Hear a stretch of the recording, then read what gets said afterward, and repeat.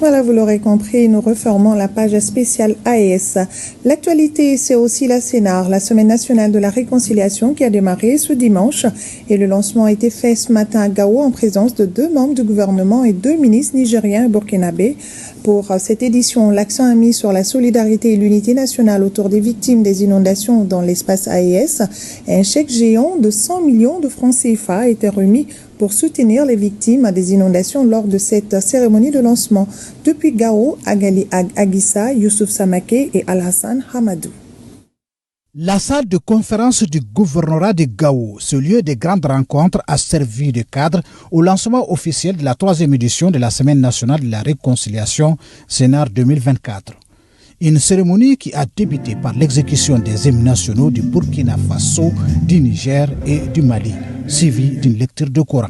Le gouvernement du Mali, à la suite de tous les appuis et interventions en faveur des victimes des inondations, apporte ce matin, à travers mon département pour les victimes de Gao, un appui de 5 tonnes de riz pour les familles sinistrées et 500 kits scolaires pour les enfants des ménages sinistrés.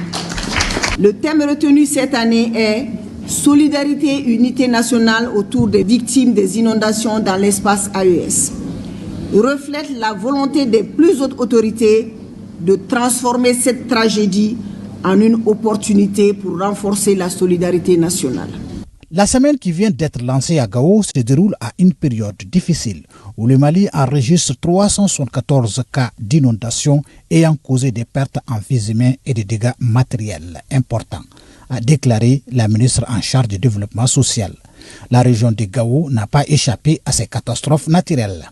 Il a été enregistré 4057 ménages sinistrés, soit 36 337 personnes affectées, dont 16 635 enfants et 4 486 maisons effondrées. Placé sous le haut patronage du colonel Assimi Goïta, président de la transition, président en exercice de la Confédération des États du Sahel, le choix de la ville de Gao pour abriter le lancement de la CNAR 2024 est stratégique. La tenue de cette 3e édition à Gao est un engagement indéfectible de nos plus hautes autorités à réconcilier tous les Maliens, quelle que soit la nature des différends. Nous devons accompagner pleinement le ministère de la Réconciliation dans ce vaste et complexe chantier de réconciliation.